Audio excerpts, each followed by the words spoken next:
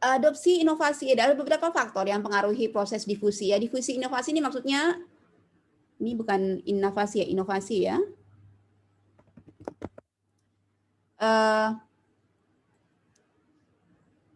Jadi yang mempengaruhi proses difusi, artinya difusi itu bagaimana penyerapan teknologi itu, kemudian penyebarannya ya di tengah masyarakat petani ya. Misalnya kemudahan penerapan teknologi. Kalau teknologinya tersebut terlalu sulit dilakukan dari segi teknis ya. Kalau terlalu sulit dilaksanakan, maka kemudian proses penyerapan informasi dan pengaplikasian teknologi juga akan menjadi sangat lambat. Makanya kemudian yang didorong yaitu biasanya adalah teknologi, ada yang Anda mungkin sering dengar adalah istilah teknologi tepat guna. Artinya yang memang dia sederhana dan dia bisa kemudian diterapkan di masyarakat meskipun misalnya tingkat pendidikan yang tidak terlalu tinggi misalnya. Ya, jadi teknologi itu sederhana dan dapat dioperasikan dengan mudah. Menjelaskan kepada masyarakat juga mudah. Dibandingkan kalau misalnya tiba-tiba ya tanpa harus kemudian mendatangkan teknologi yang serba otomatis misalnya, yang itu memang membutuhkan waktu untuk masyarakat memahami ya. Jadi memang ini yang harus dipikirkan ketika misalnya membawa teknologi ke suatu wilayah. Jadi kemudahan penerapan teknologi tersebut. Kemudian juga demonstrasi oleh para pengadopsi awal. Jadi misalnya di wilayah tersebut ada orang karena sudah melakukan adopsi inovasi pertama kali, jadi orang yang lain tuh menyaksikan ya, jadi petani yang lain menyaksikan, kemudian sehingga kemudian mereka juga bisa menerapkan di tempat mereka. Jadi kecepatan adopsi atau difusi inovasi ini juga tergantung pada beberapa orang yang mereka adalah pelopor atau yang early adopters tadi ya, yang mereka kemudian mendemonstrasikan di lahan mereka ya, atau kemudian mereka ada kelompok tani yang mengundang petani inovator untuk mendemonstrasikan lahan mereka, sehingga kemudian itu proses penyebaran informasi mengenai inovasi tersebut bisa secara luas ya, lebih cepat ya diterima. Kemudian melalui penyuluhan pertanian ataupun sekolah lapang ya.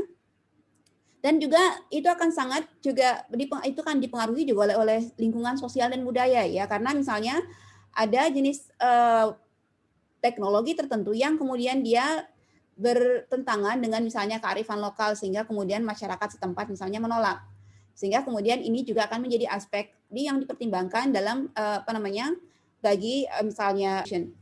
Jadi ini adalah salah satu teori pembangunan pertanian ya, mengenai induced innovation ini yang dikemukakan oleh Hayami dan Bertan ya, yang mengatakan bahwa jalur perkembangan teknologi pertanian itu dalam kaitannya dengan perubahan kelangkaan relatif itu karena ada dalam kaitannya dengan perubahan kelangkaan relatif faktor produksi terhadap harga.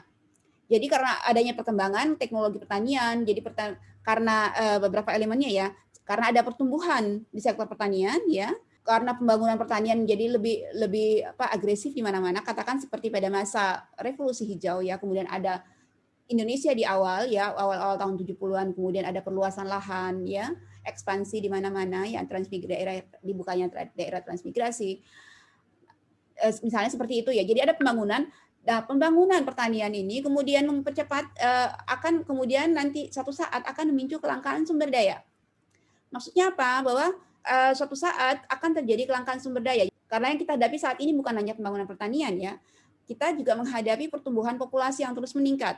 Bahkan sekarang ini lahan pertanian itu kemudian sudah semakin bergeser ya, semakin mengecil. Karena terjadi konversi dari lahan pertanian menjadi lahan pemukiman atau lahan industri, atau kemudian berubah menjadi urban, daerah perkotaan. Sehingga kemudian suatu saat akan terjadi kelangkaan sumber daya.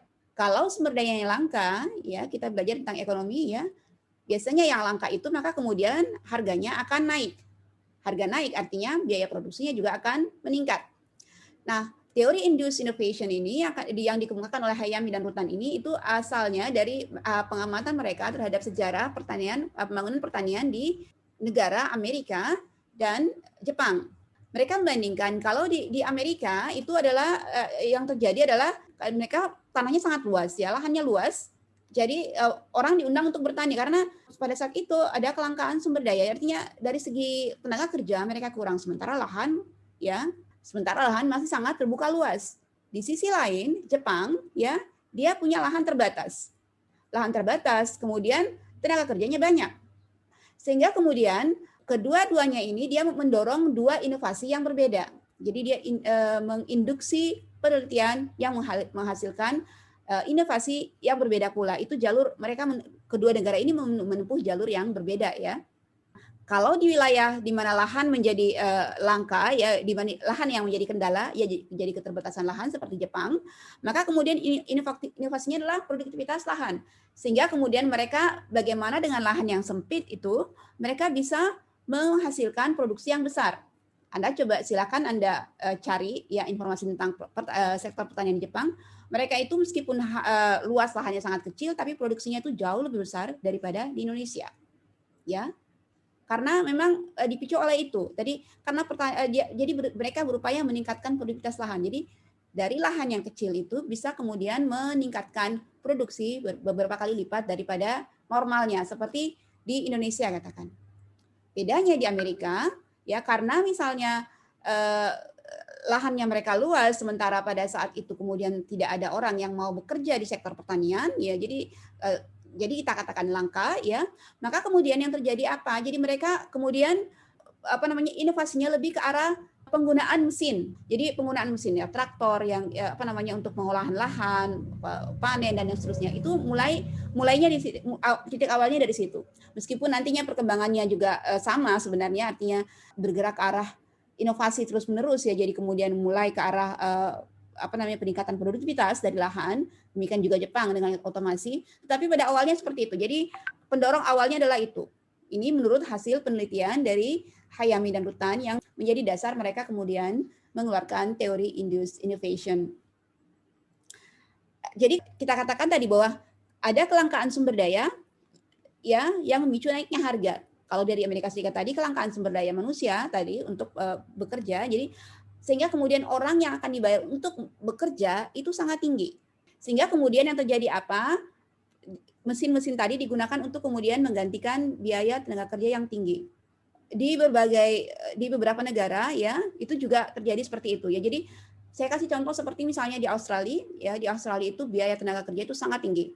Jadi orang itu misalnya yang fotokopi saja itu kalau kita membayar itu sangat tinggi karena tingginya yang bayar mahalnya itu bukan harga ininya, harga tenaga kerjanya.